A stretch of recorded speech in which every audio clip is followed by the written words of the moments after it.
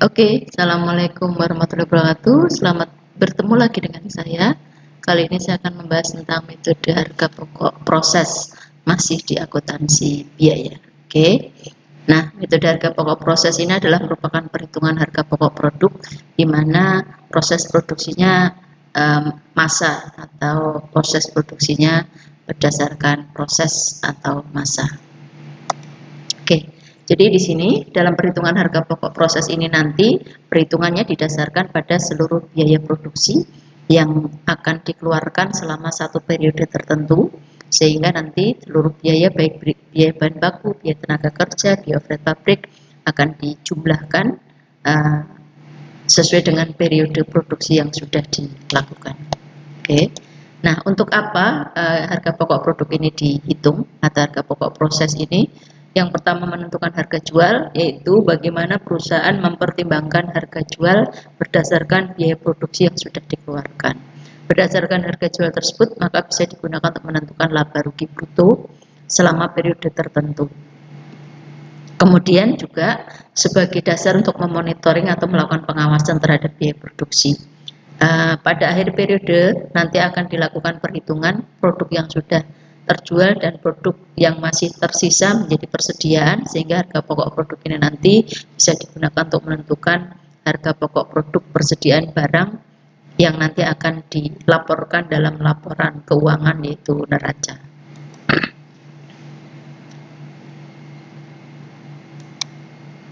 Kemudian dalam perusahaan yang memproduksi berdasarkan proses, di sini ada karakteristiknya. Secara umum karakteristik dari perusahaan yang memproduksi berdasarkan proses ini adalah proses produksinya tidak berhenti dan dilakukan secara terus-menerus, karena keperluannya adalah untuk memenuhi permintaan penjualan, sehingga produk yang dihasilkan akan tersimpan di gudang dan menunggu jadwal penjualan.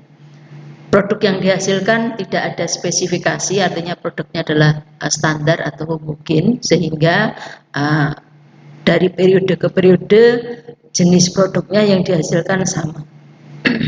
Kemudian kegiatan produksinya didasarkan pada jadwal produksi, biasanya ini mengikuti jadwal penjualan, dengan tujuan bahwa pada saat penjualan akan dilakukan semua produk sudah siap untuk dijual. Kemudian karakteristik untuk perusahaan yang memproduksi berdasarkan proses, ini untuk membedakan kalau yang berdasarkan pesanan dengan yang berdasarkan proses. Jadi tadi disampaikan bahwa perhitungan harga pokok produk ini didasarkan pada jadwal produksi dan periode waktu, sehingga perhitungannya juga didasarkan pada periode tertentu. Apabila proses produksinya melalui lebih dari satu departemen produksi, maka setiap departemen produksi akan menyusun laporan biaya produksi sebagai pertanggungjawaban. Kemudian untuk harga pokok produk persatuan, maka akan dihitung berdasarkan seluruh biaya yang dikeluarkan pada periode yang bersangkutan dibagi dengan total biaya produksi.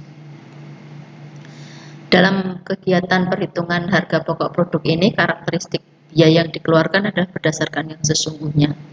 Kalau misalkan pada akhir periode masih ada produk yang belum selesai, maka nanti akan diperhitungkan berdasarkan unit ekuivalensi.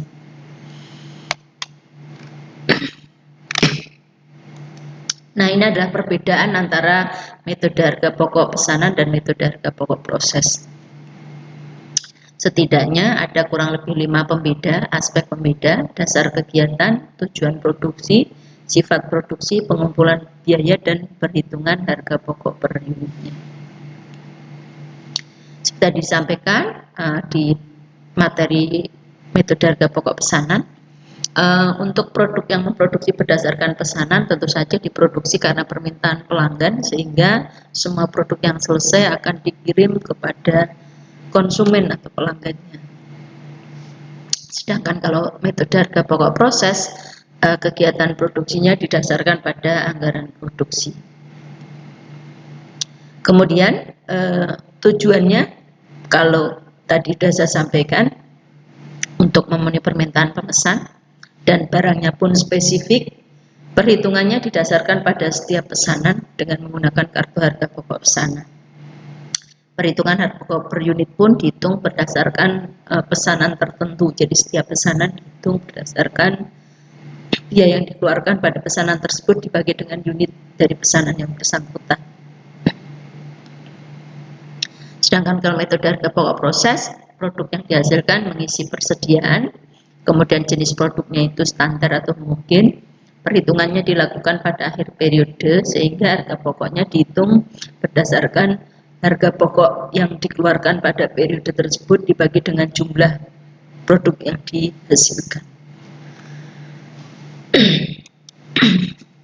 Unsur-unsur dalam perhitungan harga pokok produk proses yang pertama adalah menentukan data produksi. Di sini adalah data yang pertama adalah produk masuk proses. Ini adalah produk yang direncanakan akan diproduksi.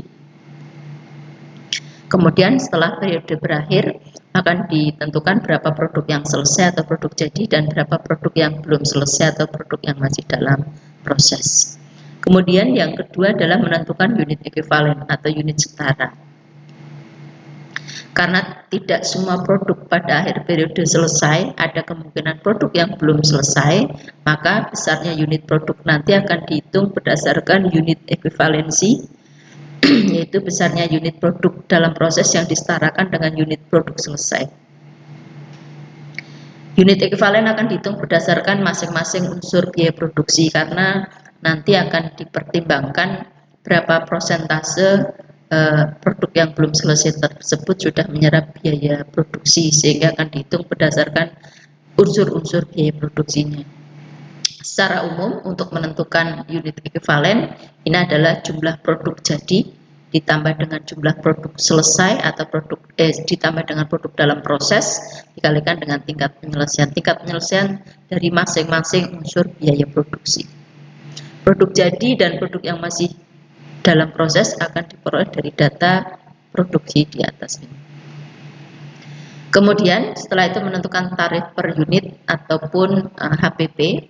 Jadi ini nanti menentukan berapa biaya produksi yang diserap oleh masing-masing unit produk berdasarkan biaya produksinya. Jadi nanti akan ditentukan untuk satu unit produk yang selesai ataupun belum selesai sudah menyerap biaya produksi masing-masing berapa per unitnya. Kemudian pembebanan biaya yaitu menghitung biaya yang dibebankan atau sudah digunakan untuk menyelesaikan produk jadi dan digunakan untuk menyelesaikan produk yang belum selesai.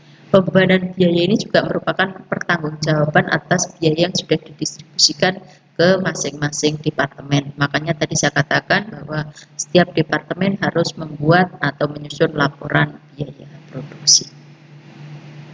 Itu kira-kira penjelasan terkait dengan metode harga pokok proses. Jangan lupa subscribe, like, dan komen. Terima kasih.